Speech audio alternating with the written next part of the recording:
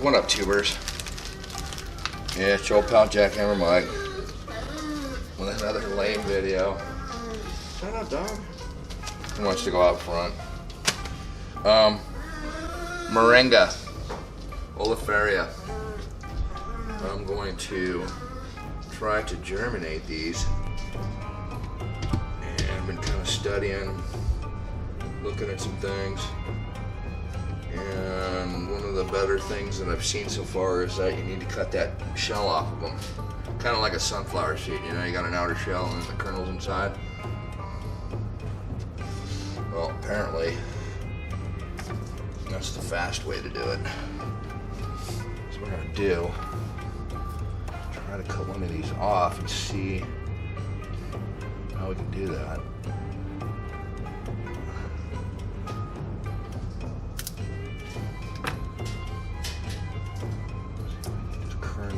Out of here without damaging it. Oh, yeah.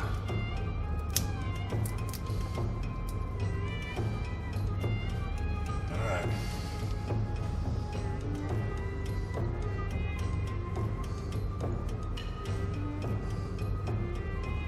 Came out done pretty easy. Alright. So I've got some experience germinating things. Don't really want to get into it because it really wasn't actually legal.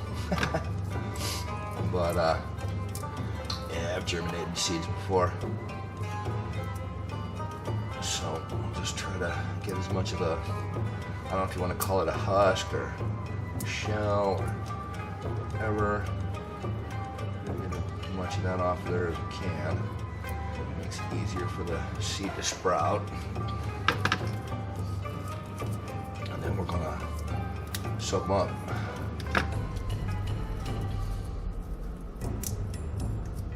Now the contingency plan has a couple of tubers going here from the Israeli artichokes. They were looking a little better the other day, but I don't know. I think they're sprouting. One had a big old long little sprout on it, and I don't see it anymore. I don't know what happened to it. I think he's left it in the water too long, quite honestly, but that's his gig, not mine. Gotta apologize for not being too enthusiastic right now. I feel like shit. I stayed home from work yesterday because I had a fever. I think I know where I got it from. I had a customer that I had to do a reroute on like Wednesday, and her place was just dirty, nasty, filthy. And I had to spend the better part of the day there. And I think that's where I got sick, where I caught it from, I don't know. So I'm just gonna throw these in some water-soaked paper towels and see if we can get them to germinate overnight. And now the instruction guide that came with these, Oleifera, said that you need to soak them overnight and then plant them, and it take them about 2 weeks to germinate. We'll see if we can speed that process up a little bit.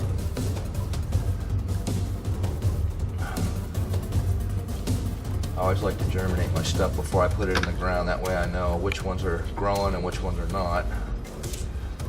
Hopefully it's just got a high success rate. I've been on the Moringa for now about 2 weeks, and the hip is feeling a lot better. I wouldn't say it's stellar, but it is definitely better than it was.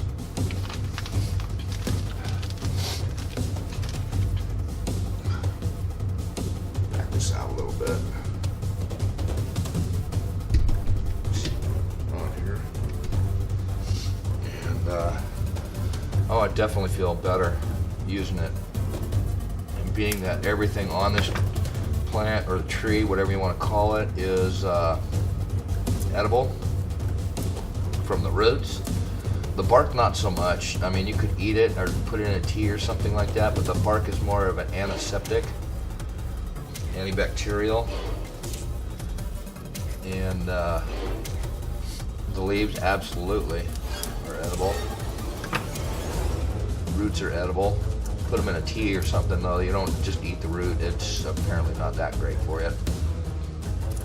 Put it in a tea or something, and you'll be good to go. And then grows like a freaking weed. Apparently, from all the videos I've seen on it, you know, people are just taking these sticks off of this tree, branches, and they're just stripping them down to nothing. Looks like a twig, and they're sticking that twig in the ground, and it's growing. You know, it takes it a few days to a week or so, and you start getting buds on it. So this thing is just absolutely an amazing plant. It grows in very arid soil, sandy, which you saw us digging up our cache, or not digging up, but digging it. And how sandy that soil is. I think that's going to be like the perfect place for it. All in that riverbed. We're going to throw a bunch of these plants in there. When they start growing, we're going to start taking cuttings off of them and transplanting them. And we're going to have a fantastic source of vegetables. Uh-oh. Cut that one? Ah, I cut that one. Shit. Yeah. I'm going to throw it in there anyway, but I'm going to put another one in there. I got a dozen of them. Let's see what happens here. See how many I can get out of 12, but yeah, I kind of shaved that one a little bit. Let's see if it grows.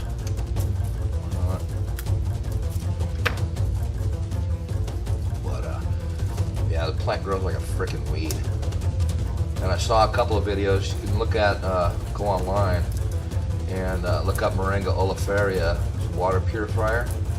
It's not a purifier per se, but what it does is the particles and the husks and stuff. Once you take these kernels out, you can get oil out of these kernels. Okay. I think you'd have to do a lot to get oil out of them, but whatever. But everything, if you take this the whole seed and crush it up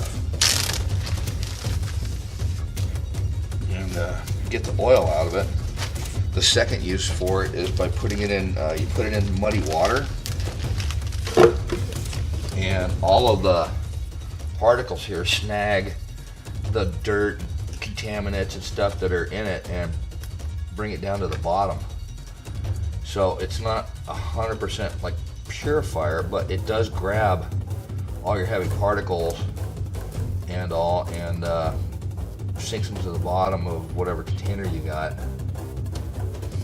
and then it you can skim all the water off the top of it. All right, so there's 12 and a half because I cut that one. But yeah, all this stuff, you just throw it in a muddy water and it'll soak in there and it'll sink all that mud and sediment and everything down to the bottom of it, so you can just filter off the top of it and take all that. It doesn't do anything to purify it though.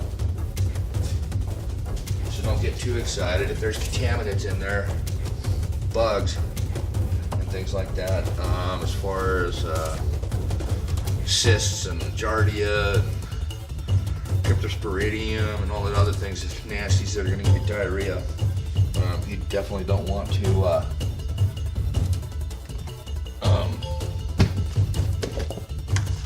you don't want to be drinking that water without still processing it, but it'll take your dirty water and turn it into cleaner water for sure. Let's see here, what are we going to do here? We're going to have to fold this in half or so. Fold it over one more time. That'll be enough. So I'm just going to go put reverse osmosis water on here.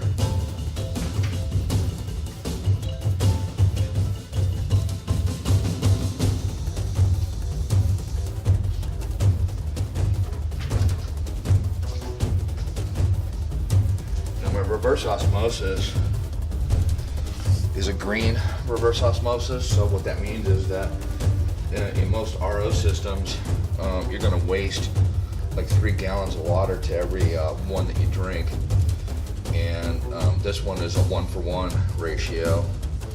and it also has what they call an alkalizer filter on it, which is a filter that has about 7 or 8 different minerals in it, including copper and zinc and some other stuff, and it actually will put the minerals back into the water.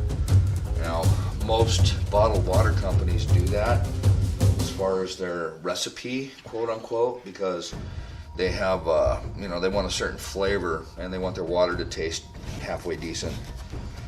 And so what they do is they put minerals back into it.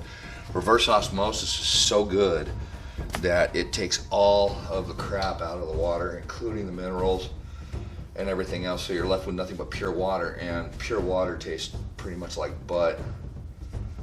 So by putting some extra minerals back into it, it gives it a little better flavor, and the minerals are also beneficial.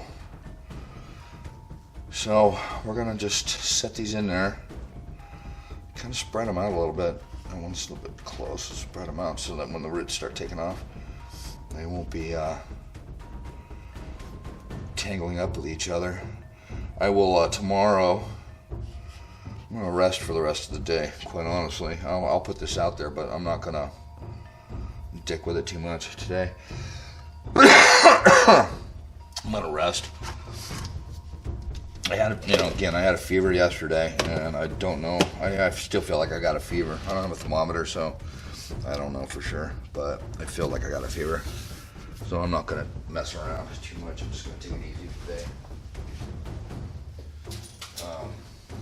And no, it's not because of the diet thing that I'm doing. I'm not even doing it. It's not even a diet, guys. Look, I had a couple of people write about it, and it's not a diet. It's just a experiment to test what your rations might be. Okay, test a little 30-day challenge as far as just getting some experience with being on rations and all. It's not a diet, but one of the side effects is that when you start eating like this, oh, thank you. You're going to lose weight. It doesn't matter how fat you are or skinny you are, you're going to lose weight because you're not eating the normal food you would be eating. So, it is a diet, but it's not a diet. I'm just trying to experiment and see how this is going to play out. A 30-day, bugging in scenario. Yeah, some of you guys want me to just go hardcore and be like 90 days. I think that after 30 days, I can pretty much tell you what it's going to be like, and it's going to suck, and you're going to always be hungry, you're going to always be tired. But actually, not. You're not going to be all that tired when you're bugging in, because you're going to just be sitting here, kicking back and being very, very quiet and observing, trying to get information on the comms and shortwave and everything else that you can get information on, and you're just going to live. And with 2 of you here, and maybe even 4 of you, you're definitely going to be able to get some sleep. You'll sleep better with more people because you're going to have guards, and so you'll have a better sleep. You won't be on edge all the time, and you're going to need it. Quite honestly, I can tell you, I'm always in a constant state of hunger. This is going on almost 2 weeks now. It'll be 2 weeks tomorrow, and I'm constantly hungry. And it's just something you got to put out of your mind, and you got to go to, you do your chores and things, and bugging out would be a little bit better because you're always busy out there. You're going to be getting firewood, you're going to be hunting, hiking, recon, and the like. But, bugging in, not so much, because there's just I don't even have a fireplace, so there's not going to be any fire here. My 30 or 15 pound propane bottle, I don't know if it's even half empty yet, and I've used this actually out camping a couple of times, so that thing's going to last me a while. This is also another experiment on a 15 pound propane bottle. How long will it last when you're cooking? And I have 2 stoves, 4 burners, and right now I'm just using the 2. the one stove, because I just don't have counter space for it right now, and I don't really want to have 4 burners. I don't really need them. Yeah, I will need them when I do a breakfast, which is what this is. Yeah, spam. I'm gonna do a breakfast in the morning with my spam, powdered eggs, freeze-dried potatoes that I'm gonna reconstitute so I can fry them up, and have a halfway decent Sunday morning meal. So, that's something that if you gotta really try to plan for, try to do, so that you're not completely depressed all the time, and you have something to look forward to. Sunday morning breakfast, I love it.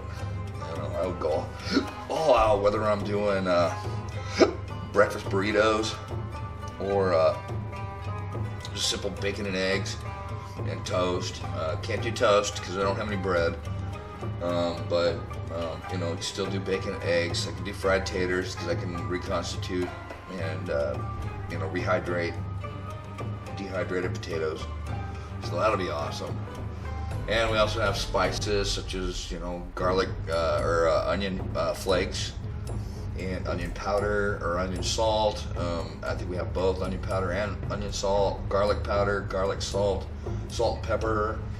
Things to make your food pop a little bit so it's not so bland. But I can pretty much guarantee you, after you've been starving for a month or 2 or 3, any kind of food is going to taste awesome. Anything that's cooked is going to be fantastic. Whiny, stop! You are so annoying. I know. You want to go out front. I'm just not going out there right now, dude. Sorry. Man. If you like big dogs, get a Great Dane, but you're gonna have to put up with the whiny nonsense. They're so cute when they whine too, because he's sitting there with, he'll have his blankie in his mouth, and then he'll just sit there and whine. Dad, let's go out in the front yard. Let's go play. Yeah, no, it's not gonna happen right now, dog. Sorry. Anyway. Max the Pirate Dog, where are you going, dude? I'm gonna get the camera on you and you're gonna be a dick? Alright, so anyway, that's pretty much it for now. Quickie update. Oleifera, or Moringa Oleifera. They're the seeds. They're going to be popping very quickly. I'll run down to Lowe's tomorrow to get some peat pots. I don't know if you've ever seen them, but peat pots are like a small disc, about 1.5 inches wide or so, and they're flat. But what you do is when you soak them up, they're in a net, and they swell to about 3 inches tall and 1.5 inches wide, and then they are full of peat moss and everything, dirt and soil and everything, peat moss. And then you just stick the, poke your finger in there, put the seed in there, and cover it up. Let that seed, that taproot, get in there and start growing. And then you could transplant them into a bigger vessel, which I have coming. I think I don't know what they are, 14-inch square pots. I want to get that taproot nice and long, so that way when I go out to the desert and put them in the ground, that taproot is already on its way to becoming a really nice tree. And I like kind of doing this first, because I think that if I just had sprouts coming up, little tiny seed sprouts and everything out there, the javelin would probably eat them. Who knows what'll get into them. I'm hoping that I'll be able to, the rabbits will eat that shit. But I'm hoping that if I can get them up, a couple of, 8 inches, 9 inches tall. Whoop, the camera. If I can get them to about 8 or 9 inches tall, then I think they'll probably be on their way to kicking butt out there. So, alright, that's my Saturday morning update. Sorry I feel like crap. Sorry I'm not so enthusiastic. Sorry this is a lame video, like all of them are. And with that, I'm out.